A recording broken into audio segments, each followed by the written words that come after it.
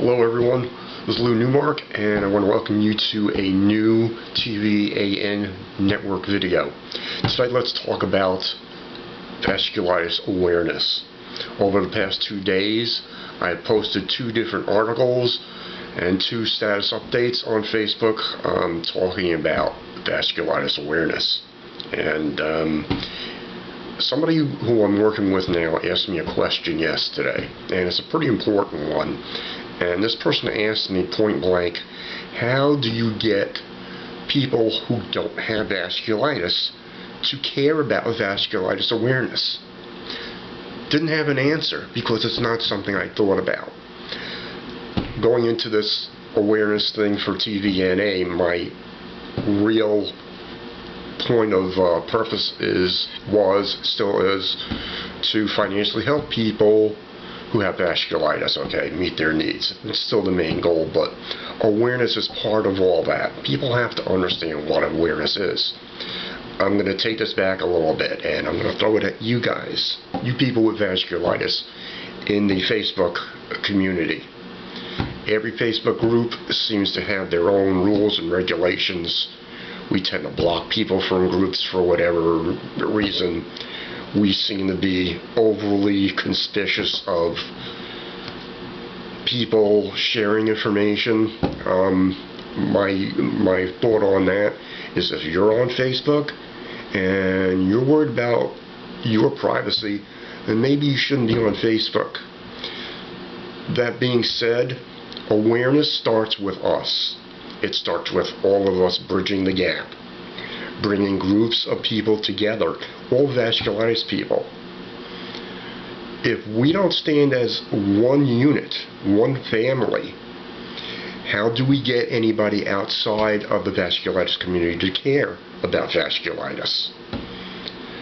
I'm doing my part right now. I'm working with, I'm actually trying to work with the Bill and Melinda Gates Grants Foundation. I had talked with them yesterday briefly, not with them per se, but with a representative who messaged me back on Facebook, and I'm waiting to hear from them one way or another.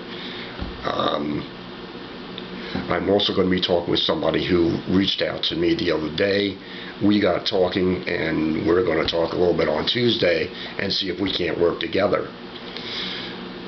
If awareness is going to work, we all have to step up. And what do I mean by that? Basically, I'm saying we all have to support one another. When people post something, rather than bully them if it's something that maybe doesn't seem real to us, maybe we take a step back and realize that not every person with a vasculitic condition is going to have the same conditions as, say, maybe somebody who shares that condition with them.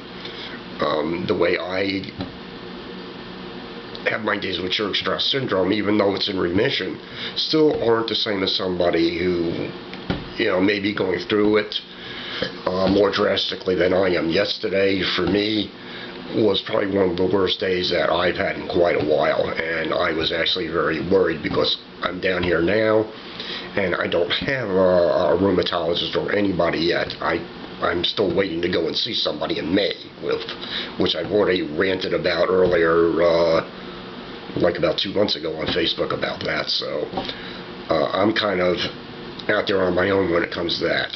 So it's scary, and that's the thing I want everybody to think about. We all have this disease, and it's not a matter of what specific condition in the end. In the end, it's a matter of we all share a common thread. We all have vasculitis. That's the thing we have to think about when we're starting to promote awareness. How we talk to doctors, or somebody who asks about vasculitis. I've seen some people say, they give the short definition of vasculitis, which I talked about yesterday. And that's the thing we ought to be doing. When you're going to a doctor and you're explaining vasculitis, you should, in my opinion anyway, give the short definition of what it is and how it works, and then hand a pamphlet to them. This is my specific vasculitic condition. this is what you need to look for as far as my specific vascular condition, whether it's Church-Strauss syndrome or Wegener's or Takei's or any of there's like 13, 15, 17 different forms of vasculitis. It does get confusing, but we ourselves, you, me, we can take some of that confusion away by talking straight on, honestly, about what vasculitis is at its most basic form. Then go into the specifics of what each specific disease that we all have, how it affects everybody differently. So let's go a little bit more with vasculitis, okay? Getting people to care. We have to start that process by supporting one another first. I already know with Facebook and some of the groups that's easier said than done. People getting banned from groups for whatever petty reason. I know that sometimes feathers get ruffled. I've ruffled a couple over the past couple of days. Frankly, while I apologize, it doesn't change how I want to approach things as far as vasculitis awareness goes. You have to be kind of a bulldog with a bone, a dog with a bone, I should say, as far as, promoting vasculitis awareness. And I'm not the only one that feels awareness is a very important issue. The person I spoke with the other day feels that way, and my friend Ed and Joyce from the Vasculitis Foundation feel the same way as well. Ed Becker and Joyce Coleman. We all know vasculitis awareness is tough, and while it's nice to have an event like the one we're running now, which by the way ends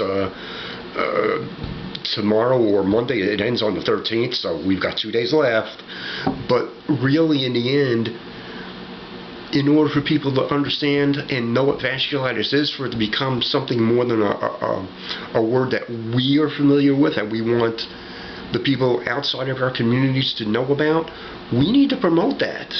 We need to show that we support other people with vasculitis, and it's not something that we're afraid to talk about.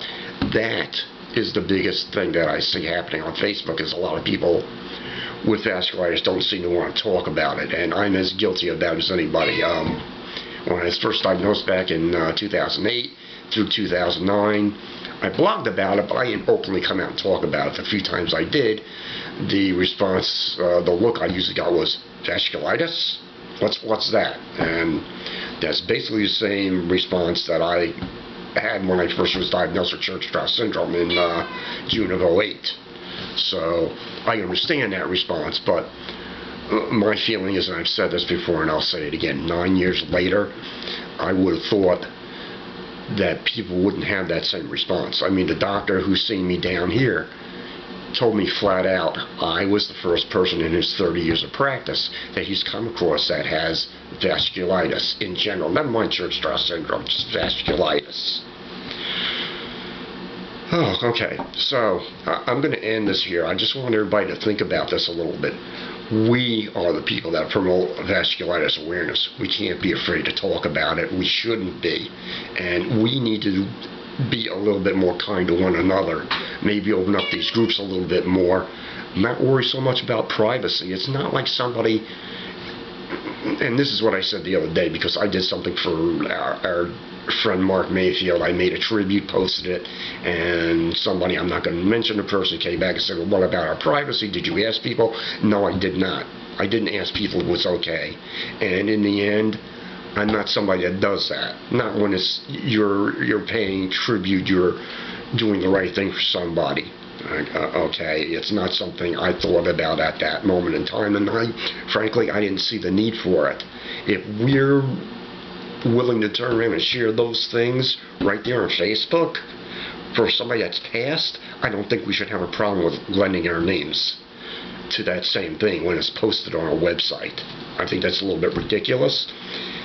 And as I said before, if you're all that worried about your privacy, if you think because your name appears on a post on TTVAN, maybe you just need to put yourself in a corner somewhere. I think in some ways it's better to give up your privacy a little bit in order for people to be aware of what it is that we all live with. How else do we promote it and let the outside world know that vasculitis is a dangerous thing and people die from it if we're not willing to talk about it? So I'm going to end this video by just saying thank you to everybody who responded to my last status update last night when I was just telling people how ill I was, and I was really afraid. I hadn't felt that way since I first had my encounter with this disease back in May of 2008 when I was really sick and was running a fever. So to those of you that left your comments and your well wishes, I really do appreciate that. There are some people that I'm not going to mention your names here, but you know that what I said the other day on Friday, where I was angry and I pointed some things out. You guys, you know who you are. You do share my stuff. You have supported my efforts to get TTVAN off the ground, and I appreciate and I care about you guys so much. You know, so what I said wasn't mean that everybody. Was just a select few people that, and if they don't know who they are, well, then shame on them, you know. But you know, as I said, I mean, vasculitis awareness and support, we all have to step up. We all have to want to make a difference, because if we don't, then nobody's ever going to know what it really means to have and to live with vasculitis, never mind the fact that people pass away from it. Well, I think I've ranted away a little bit more than I had wanted to. I apologize for that, but I'm going to say goodbye now, and I'm not going to be doing another video for a couple of days. I'm just going to ask again that today and tomorrow, I'm not sure about Monday, but definitely today and tomorrow are your last days to support our fundraising campaign. Whether you buy a shirt or you just make a small donation, every little bit helps at this point, okay? So think about it. I'm asking you to step up and don't be afraid, okay? Have a good one. I'll see you guys sometime down the road with our next video. So long now.